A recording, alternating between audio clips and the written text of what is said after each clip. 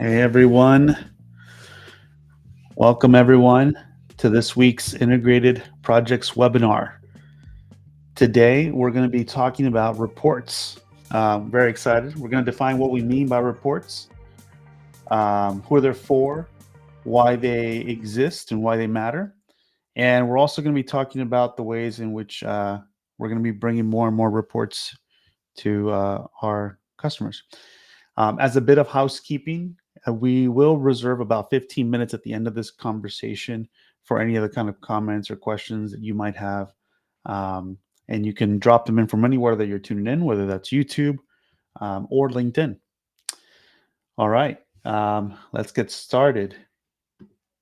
So let me see here. All right, so at first, just a quick agenda. We're going to be introducing ourselves in a minute. We're also going to introduce a little bit of what we do here at Integrated Projects. We'll talk about a survey that we've been launching. You can see that QR code at the bottom. If you are watching us from anywhere, feel free to take out your phone, scan it, and we'll talk a little bit more about the survey itself in a minute. But at least you can kind of start seeing what kind of questions we have there.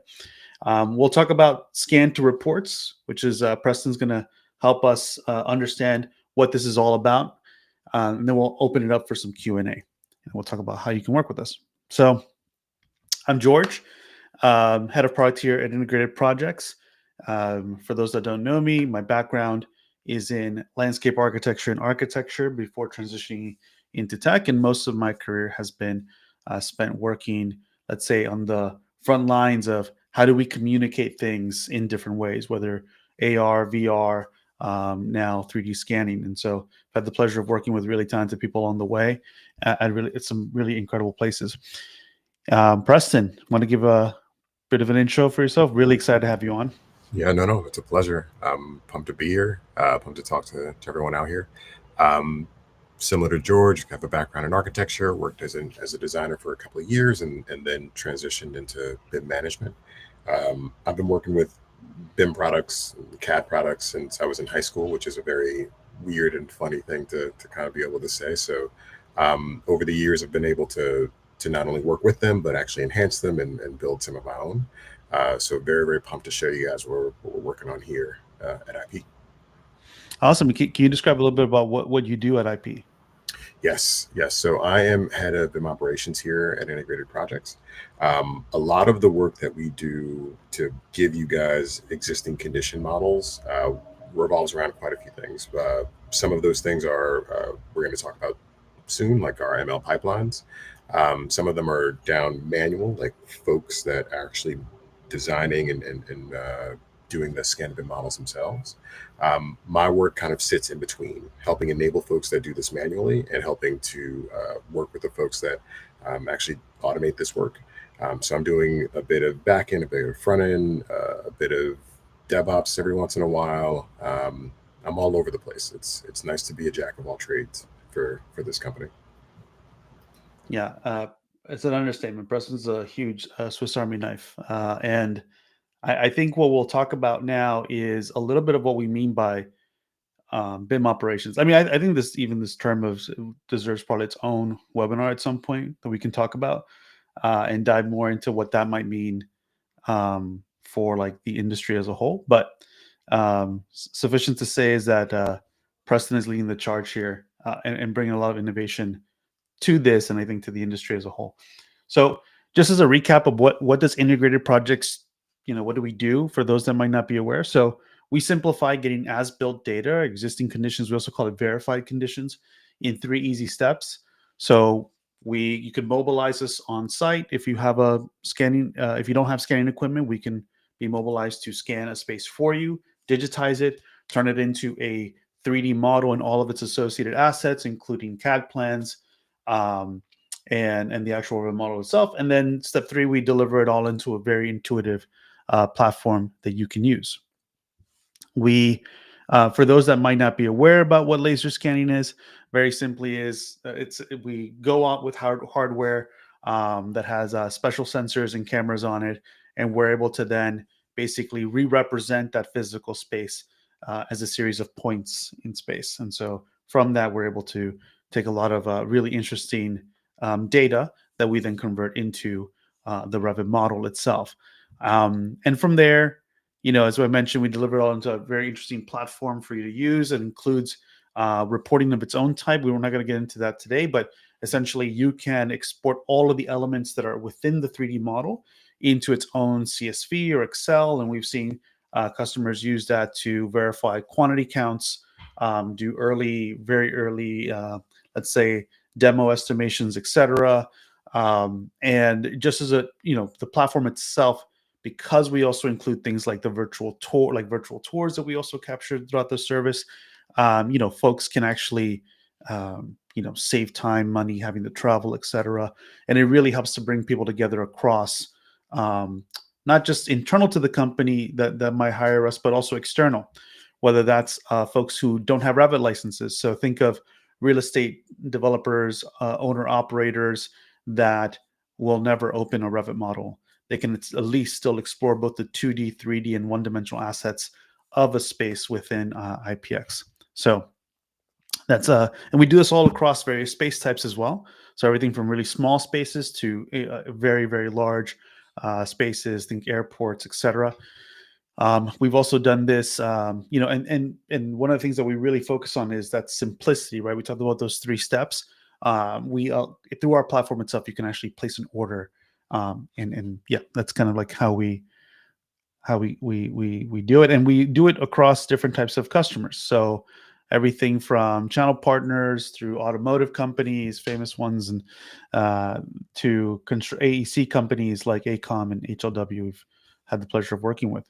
So what we're going to talk about is the age-old problem that we kind of beat the drum against, right? Ultimately, as many of you know, it's very hard to get accurate existing conditions of any space. It's pretty simple and almost like intuitive, right? If a building was built before even, I don't know, 10 years ago, right, the likelihood that they have any accurate measured drawings of their space is very low. And if you think that the majority of building stock, even in the US, and we're not even talking about Europe, right, but even in the US, is built prior to 1990, you could see how large this problem is. And the problem of not having accurate set of drawings is pretty critical. First, from the owner's side, not knowing what you actually own, not knowing the value of what you own. There's a lot of asymmetry in sort of real estate dealings because of this fact of not knowing what you have. And so we work with various stakeholders to provide that kind of clarity, right? And this is the mission for us is to continue to make this easier to do, simpler, and faster. And we so as I mentioned, 81% of it. And so one of the things we want to do is really get to this core problem by understanding also what the industry thinks about this problem. So what we've done is we've created this survey. You'll see the QR code might be blocked here a little bit, but you'll see it somewhere else as well. But we've created this survey to help us really get an understanding. So what is the state of the industry today when it comes to as builts? And so I believe it was last 2 weeks ago, we kind of overviewed some of those questions as well as some of those answers. That's actually up on our YouTube for anyone that wants to review that. But suffice to say that as we start to get some more clarity around the problem from the whole industry, our mission is to have about 100 responses across 3 different categories of folks. And so with that information, we're going to release kind of state of as builts, a report that will, I think, help everyone in the industry help understand like where are we actually at. So today we are talking about reports. I don't know if this is aged. In other words, like I don't know if I'm too old now that people might not get the reference for this image, but Office Space, great movie. There's a big gag here about TPS reports. And I think for us, the interesting part about reports is that they come in various flavors. But what's also very interesting is that they're a shorthand for context. So, it's an interesting conversation we have internally about the merits of reports, the utility of them, especially when we're talking about is taking certain context and repackaging, reformatting, adding more information here, subtracting information there, and then providing it in some format that people can digest easily to unlock some form of decision making process or clarify expectations or even support things like negotiations. So it was as one example during my time at WeWork. Um, WeWork used 3D point clouds for a whole series of different use cases. They use virtual tours for pre-sales. They used it internally so that designers didn't have to necessarily go travel on site to be able to understand what the context of a space was.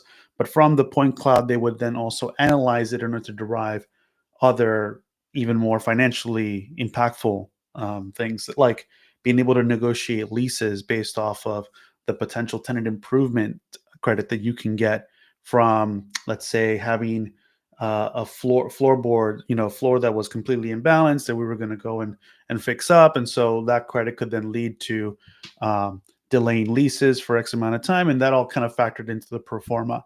And so that's one way in which like this idea of reports has real tangible, or at least like a financial impact on a pro forma, right? Or a client's, even the decision making process. So again, like the idea here is that this industry makes a lot of use about reports. It's shorthand for some form of context, and we're very interested in being able to unlock that context for everyone. And they can exist at various scales, right? So I talked about this idea of using like a floor level to be able to negotiate leases, and that's at the level of individual space, maybe a couple of different floors within a building, et cetera, for one owner operator. But reports can exist and repackage context at various scales. So at the portfolio level, right, we have some customers of ours that have um, thousands of projects within our platform, and being able to provide insights as to the space types of that portfolio is really powerful. It helps them to actually see for themselves maybe data that they wouldn't have elsewhere, right? Especially in real estate, some of this can be very fragmented even now. At the building level, being able to understand, let's say, like your property, fully understand the kind of like the elements, the quantity counts within that, right? What type of HVAC units do we have, et cetera. These type of reports help to help someone understand maybe their property a lot better. All the way down to material. So while we don't actually stamp the actual material, we don't say like this is concrete, et cetera, because of our process. These type of quantity counts can have impacts where you can enrich them later, right? And not to say that we won't ever get there. We actually have a pretty good line of sight there, but most of our focus for today and what we're going to be talking about is at the level of building and floor.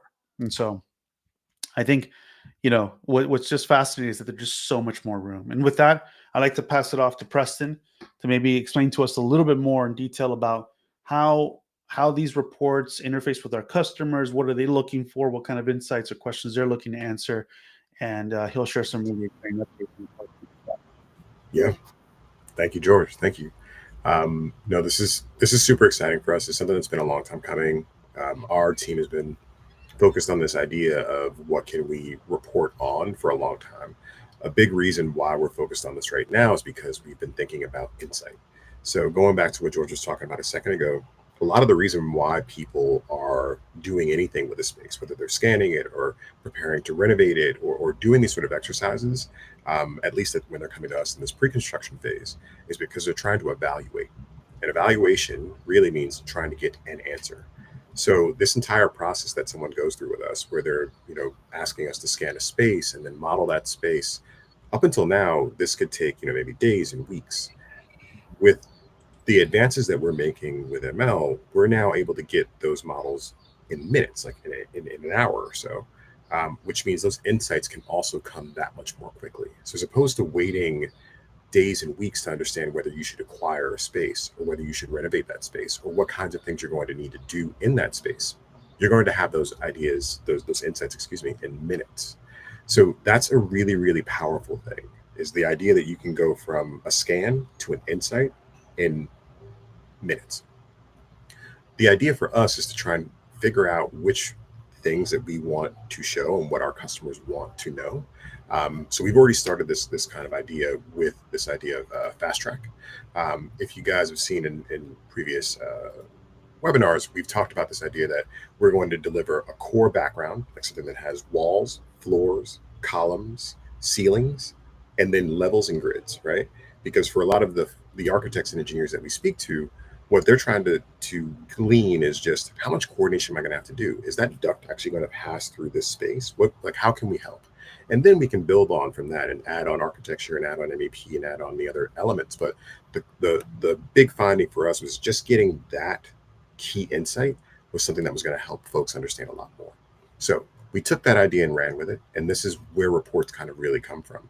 And the thing that we're trying to work on right now is understand and deliver to folks the kind of insights that matter to them when they need them.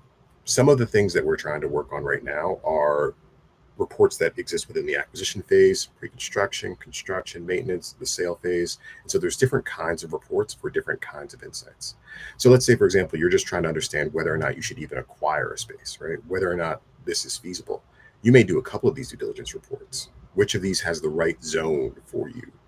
Which of these has issues that you're maybe not going to want to have to deal with because you don't want to have to renovate? If you move over into the maintenance phase, you might just need inventory. You need to understand what's in your space. If you are like a Walmart, let's say, and you really want to understand how much stuff you have, this is the kind of thing that can help you in inventory report.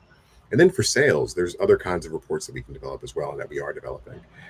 Area plans, property reports. We're going to talk a little bit about area plans in particular.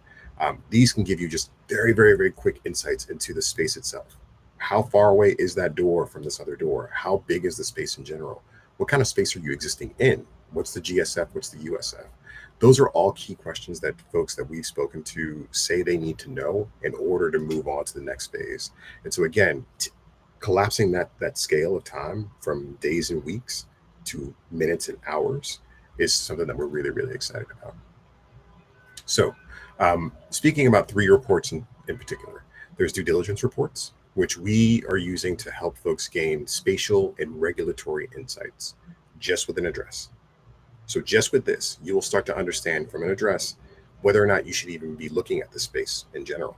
That's something that a lot of folks are really, really excited about, we're finding. And we're packaging this with a lot more data as you start to add onto your services. As you start to scan that space, we can start to build more insight into this.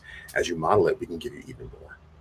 With area plans, we're going to get general insight. So imagine that you are a laser scan provider and you're just scanning a space in general. You just want to know, how many columns do I have in here? Like, how far is one thing from the next? This is the kind of product that we think would be really interesting for you. And if you want to understand your portfolio much more deeply, the property report is probably your play. What you might want to understand is, what are the service areas in this space. You need to go a little more deeply and understand like the GSF and USF of that space. This is the kind of report that might be for you, and we'd love to talk to you guys more about that. Let's move on to the next slide. So the due diligence report. The due diligence report gathers all of the relevant project information that someone might need for to kind of start their project, right? So we're thinking building codes, we're thinking zoning, we're thinking just what kind of compliance you need to even be worried about. This is more for design teams and operators. We're going to be making this available via our API very, very soon. So if you have any questions, if you have any thoughts, if you have any requests, we want to hear it. Come talk to us. The idea is for us to give this to you in a PDF format. Now, a lot of folks may ask, why are we doing this in PDF? Why don't you just have it on a website? What we're finding is that these leave behinds are really great for folks. Even though our larger team may work in this very digital space, a lot of other folks are just used to paper. And so having this as something you can pass on to other folks, to your M&A team and things like that, this is where we're focused right now. So we want to make sure that we're speaking the same language you are, and that we're all able to collaborate together on the exact same thing. If you're interested in this one, definitely reach out. We want to talk to our customers more to make sure that we're crafting this with you. This is something that we're really, really pumped about. Yeah, just to stay on that for a second, I think the one of the really powerful things about how we're thinking about due diligence is the ability to surface up the kind of information that might take a design team a pretty long time to gather on their own. Yep. So whether that's what's the zoning of this location, or more in more detail, like what's the building code? And one of the things we're very much interested in is like how does the business logic of, let's say, an owner operator tie into those questions around zoning and building code and permitting, such that we can surface up almost like if, let's say, if your team already has certain forms that they fill out that has within it certain questions that are specific to your business, where, you know, I don't know, just I'm sure there's a lot of examples in automotive and let's say quick service restaurants, etc. There's certain things that you just need to know about a space, and what we want to do is surface those up within this report, again, very, very quickly. And so we can save teams an inordinate, unusual amount of time. I'm going to try to with that word. Um, in order, yeah. So you get all these kind of questions answered very, very quickly. But anyway, yeah, keep going, Preston. No, no, Sorry. no, no, no. You nailed it. You nailed it. There's a lot that's packed into this one that we're not going to talk about right now, but we're hoping to do a part two. Again, the key here is to kind of let you guys know what's planned over the next few weeks and months. So definitely reach out if you have more questions or thoughts about this one. Um, Move on to area plans. So area plans are kind of an interesting one. The biggest finding that we're having right now is that people don't, or people want to rather, understand their space very, very quickly. So speed is really the qualifier here. The fact that we can do this again in minutes and hours is one thing, but the fact that we can give you insight on exactly how big your space is and what's in it is another key part. So our big expertise, which we'll talk about now, is that our big claim to fame rather right now is that our machine learning pipelines can actually output interior architectural elements like walls, windows, doors. All of these guys can be pumped out in under an hour. So one of the things that we're thinking about a lot is, well, now that we can do this and now that you can basically scan a space and then get information about the space you just scanned on site, how can we help other folks understand the space that they're working with very quickly so that they can start to make decisions very, very quickly? So a lot of the folks that we're working with right now are curious to kind of dig into this. This one is available via API and should be available to folks soon. If you're interested, please reach out. Those are going to be coming out also in PDFs, but also in formats that you can use to scale for presentations like PNGs and SVGs. We're working on trying to enable editable versions of this as well for folks. So if you have interest in that, definitely reach out. We want to hear more from you there. Yeah, one thing to know, I know we mentioned API a couple times now, but we haven't like necessarily explained that even. But Sure. I think one thing that we're very, very keen on is working with more and more partners that want to bring some of this functionality within their own products or services. So when Preston talks about API, we really do mean that, like, you send us some information. In this case, we'll talk a little bit about the pipeline for this, but assume that a lot of this means that you, like, if you already have point clouds, you could send us a point cloud and we will spit back to you an area plan. So when we say that it's included in the API, that's what we mean. We basically mean that this is now there's no people involved at all, like our more handcrafted BIM service. This is all part of a pipeline that's meant to get you answers as soon as possible, whether it's for you at the end of the day or for your own customers and clients. So yeah, just wanted to make sure No, to no, add no. that piece. That's a really, really key part. The fact that we don't have any humans involved in this particular aspect of things should be really important to folks. We're already finding that it is. So that's a key factor here. Again, that time, minutes to hours, is something that we're really excited about. Moving on to the property report. The idea of this one again is for folks that are trying to understand their space in a more deep way, right? GSF and USF, so gross gross square footage and usable square footage. These are BOMA standards. This is how most people that talk about space talk about space. And so understanding, again, very quickly in these minutes to hours, what kind of space that you actually have, how much of it's usable, how much you can use for putting in desks, for example, if you're in the commercial real estate area, how much of it will need to be allocated specifically for services and things like that. These are things that we can get you very, very quickly. So for folks that are acquiring or even renovating a space, like if you're a tenant that's actually moving into a space, this can be really useful for you. So this is the next thing that we're focused on within these first series of reports that we're working on.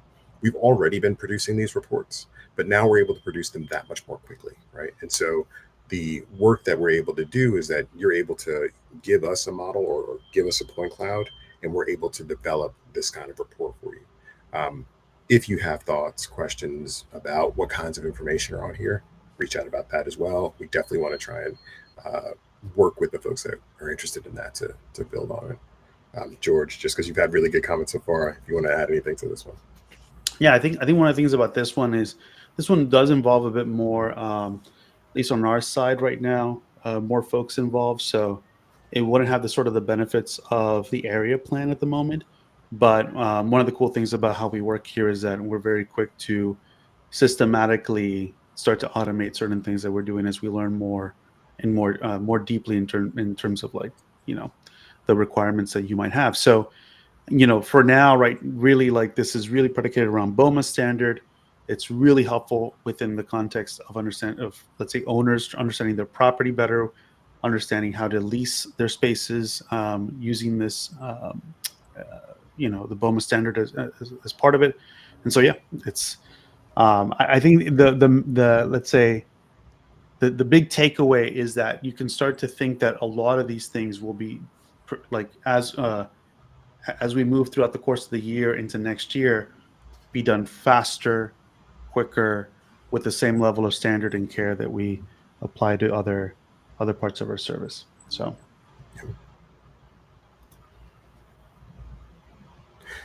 let's talk a little bit more about area plans in particular.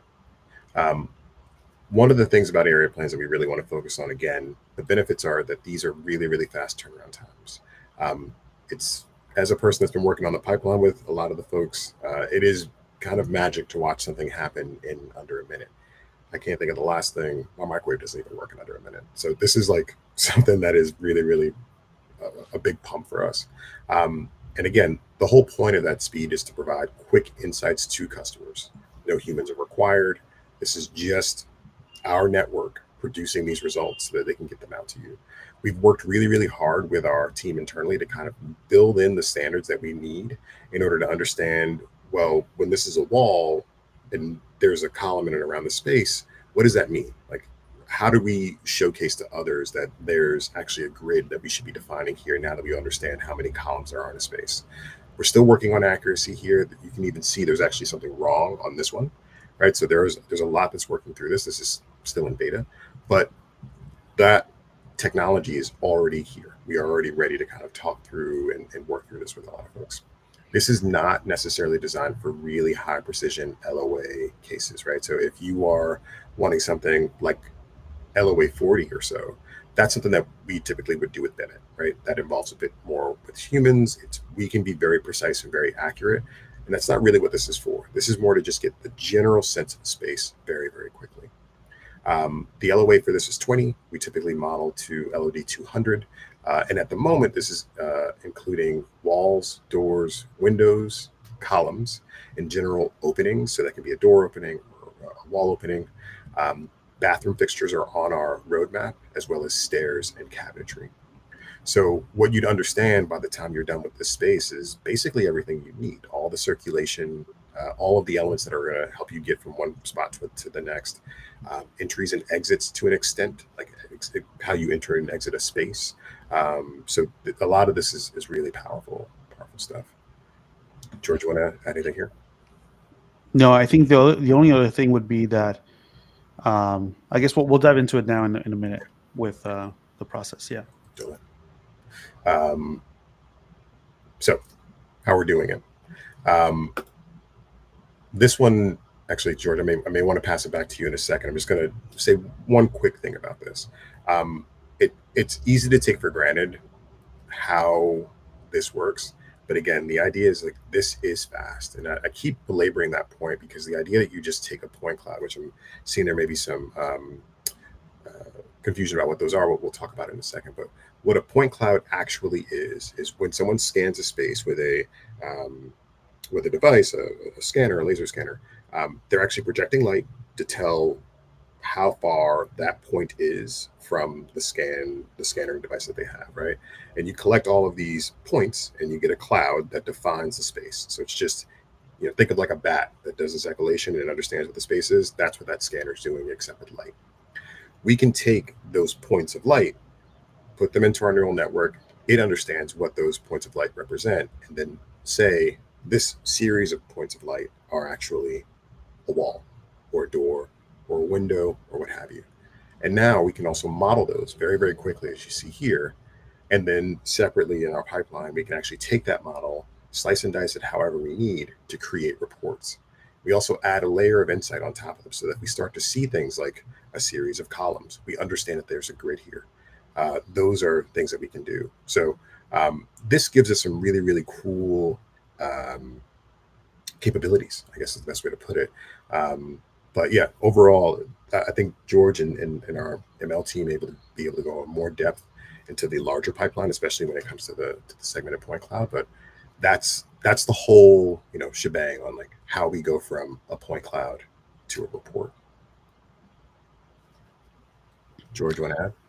Yeah, no, I think that that was a great a breakdown for a minute. I think maybe one sort of takeaway from this is that the critical part of this four-step process will be this idea of segmenting the point cloud, and you'll hear more from us on that. So if you follow me or you follow anyone from our machine learning team or Preston or the integrated projects account page on LinkedIn, you'll be able to hear more about this. And the reason why this matters is because by being able to identify from an arbitrary set of points in space, right? As Preston was saying, like the camera hardware basically puts a dot in XYZ space with a color on it, and that color represents, let's say, the pixel of the color of a wall.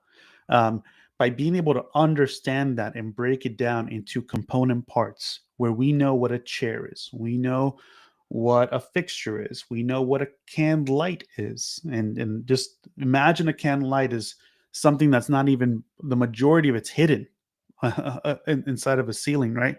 Um, where you can only really tell from a very thin profile, right? Even on it as an image, you can only really observe it in a very small surface area.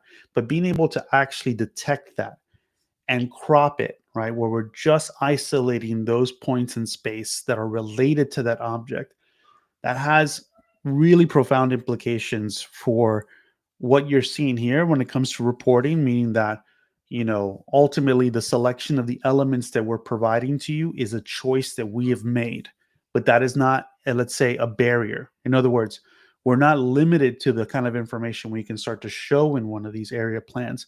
It's just more to say that an area plan is the right context to provide to someone at a given point in time, right? And so, it's like we're getting to a really fascinating point where our ability to produce more and more detailed types of reports is not capped, right? And I would even say that that's just reporting. We're not even really talking today about the impact it has for what we've talked about in the past, our first draft model. So now you can start to create in the model all of these various elements that we've been able to detect, such that you're now getting from scan to BIM very, very quickly. And because of that, you'll be able to get to scan to reports, scan to plan, scan to something else that we'll probably come up with very, very fast. And so keep your eyes on what we're doing here, because it is, it's pretty exciting. And I think it's been a long time coming, but the use cases that this will be able to be applied to are pretty profound. So yeah, that's all I'd say about this slide. That's yeah. I mean, we're into Q&A territory, which is Yeah. awesome. Yeah. So that was a quick tour of what we have going on from when it comes to reports for this this quarter and upcoming quarters. Um, what we're really looking for is feedback. So, in other words, we really want to dial this in to the needs of as many of our customers as possible, and customers today and future customers. So, if you have anything you'd like to share with us, comments, feedback, things you think this absolutely must do. More importantly, things you think it should not do.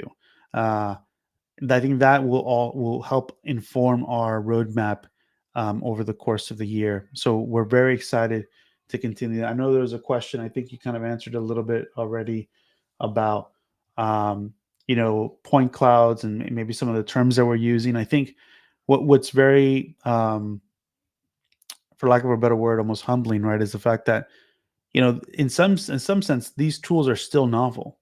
They're very impactful, but what we've also found is that they're not widely adopted. And we talked a lot about this in a previous presentation. Some of you might remember um,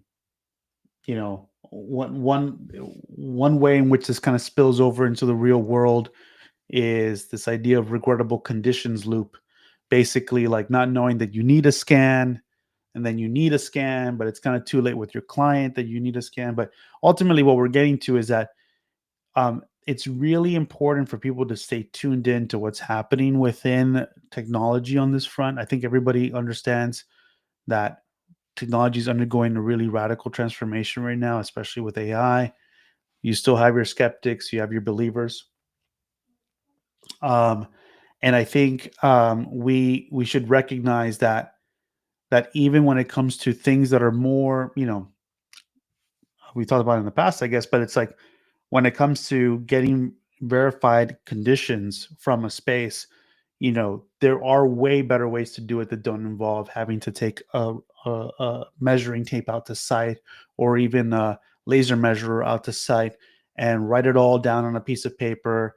I just remember, I don't know if Preston, if you ever did this sort of in your early days, but I remember cutting my teeth on doing these type of plans for an architect in New York. It was kind of like a side project type thing that I would do during school. Totally.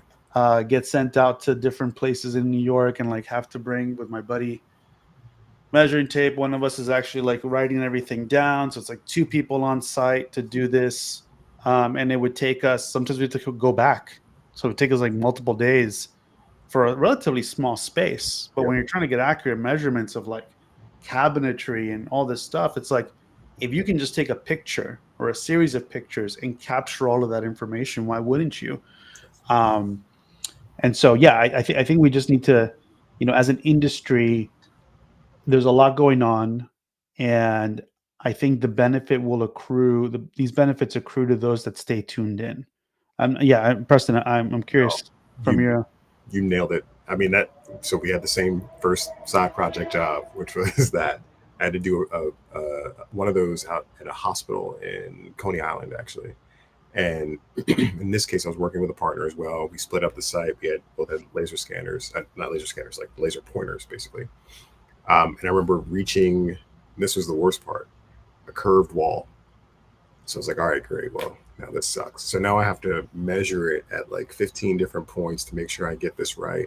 So this, like, there's so many manual things that have been, that's kind of become almost obsolete now because we have point clouds and things of that nature.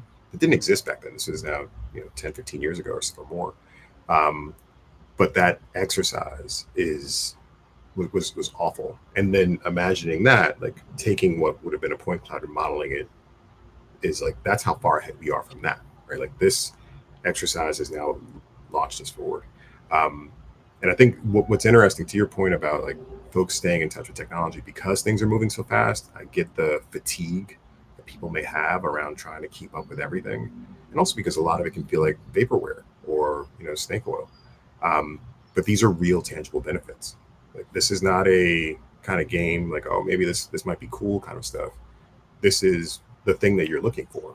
You are looking for GSF or USF. You are looking for exactly what it is that we're asking. So I think that's kind of the key, is when you're trying to kind of separate the wheat from the chaff on AI or technology or whatever. It's like, did the thing actually provide you a benefit? And if it does, then it might be worth taking a second look at. So we're hoping that you guys can kind of see that in our work, because this is the thing I've been most amped about all year. Yeah, and we got Neil. Thank you so much for contributing to the conversation. I see here that you made a note about, kind of feel that our vision here helps with renovation of old buildings towards sustainability, as the existing buildings are the major cause of pollution. Yeah, I think there. If Jose were here, our founder of Integrated Projects, he would wholeheartedly agree that part of the way forward is figuring out ways to retrofit spaces that are already built, as opposed to just building new things, because we just have so much building stock, right? I mean, again, the majority of all buildings were built before 1990, and so if that's the case, like, how can we make better use of the spaces that we already have, so that we don't have to put more strain on new infrastructure, or you know, maybe, yeah, how can we do more? And I think we're seeing that already. Like, the broader macro side of the economy has shifted a lot of office spaces in New York in particular to residential conversions, right? So we've been a part of some of those projects as well, where we've helped them verify those conditions, um, um, in part to make sure that what they're doing, which is not easy, right? Because the floor plates themselves have to be sometimes cut completely, but that they're at least doing it right, or with less, with more, let's say, less avoidable consequences. Um, yeah, Preston.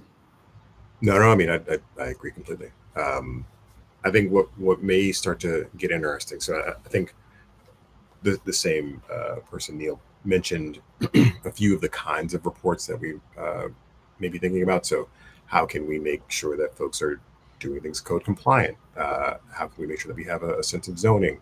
Um, I think some of those things are going to start to surface up within our reporting. Again, we really, really welcome this feedback, because it's extremely validating to hear that somebody's already thinking the thing that you're about to say before you say it. Um, but yeah, just that's one of the things that I think is going to be most interesting about this new set of features for folks, is how we can help them see the thing that they want to do way before they would see it, you know, in previous times. Yeah, absolutely. So, I mean, I think with that, we can kind of bring it on home. Again, we really are very excited to connect with anybody that's curious about how this works, wants to know a little bit more about, um, not just maybe some of what you saw today, but more about the other kind of services that we provide. Scan it again, where we do end-to-end scanning on your behalf. We go onto a property, we bring fancy cameras, we capture the space, and then we deliver as built drawings, models, and element counts to you, through BIMit, which is our service, in which, if you already have a point cloud, you can just give us that, and we'll take it from, let's say, B to Z. But yeah, feel free to reach out to us. Jose and Tyler are very excited to connect with you. I'm very excited to connect with you, especially with Preston on the vision of these reports as a whole. If you're very curious, feel free to drop any comments on this thread, where, one of the things we're also very curious about, and Preston and I talk a lot about this, is, how can we bring maybe more visibility on, almost like, I don't know. I mean, my sense is like, how we do things at Integrated Projects is not how traditional practice does things. And it is very exciting to even have something like a role like BIM operations, within integrated projects, because that term is not widely used elsewhere. And yet I think people will resonate, especially those that typically have the kind of BIM manager or VDC label. They'll kind of resonate with this idea that um, they're probably one of some of the most critical team members on any given project, because they understand how to take abstract requirements and bring them to technical execution from the perspective of something scalable. And so, how do we help those team members think about and structure their work in such a way that it's applicable and scalable across other projects? I think, yeah, we're very excited to hear more about the appetite for that kind of conversation. We'll probably do it anyway, in a couple of upcoming ones, but I think it's about time we start to have that conversation, because to Anil's kind of question earlier about maybe not the nomenclature around certain things like point clouds, etc. I think part of the what we can start to do more is bring people into this way of thinking. In the sense, it's not about whether it's point clouds or BIM. It's really about, like, what are the steps that one might take to understand their business, and what are the steps that they, like, how do they map it out? How do they fully, understand what it is that they're trying to accomplish? um, and then work backwards from some idealized state, and then design the system around that. I think that will be pretty exciting. I mean, I would love to hear Preston talk more about that. But yeah. Yep. No, no, you as usual, you nailed it. I think one of the things that I'd add to that, because I agree with everything. The only thing I'd add to that really is one of the things that I think we've seen in the past, especially when it comes to BIM and BIM managers in particular, people that are in the BIM space, is they are in support of the value creation as opposed to being the value creators themselves. So I think that's one of the key differences. Like, our product literally is to give you a BIM and or some of the derivatives of that BIM. So it's very easy in this case for me to be a value creator, and for our teams, various folks that work with BIMs, to be value creators. And so talking to a lot of the BIM managers that I know, and my colleagues and so on, that's the thing that's missing, is you are in support of the value. You are not yourself the value creator.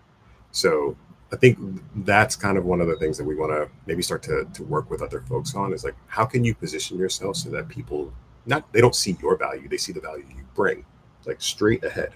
This is how the sale got made, or whatever your business model may be. So that's really key. So there's a lot of different ways to do that. A lot of different pieces of that puzzle, whether it's working with clash detection, or working with a BIM, or writing software, or making standards. Like, that is also a really important key part of this as well. All of those are key, just to make sure that someone actually can make the value happen. So yeah, it'd be exciting. Let's definitely do that in a future webinar.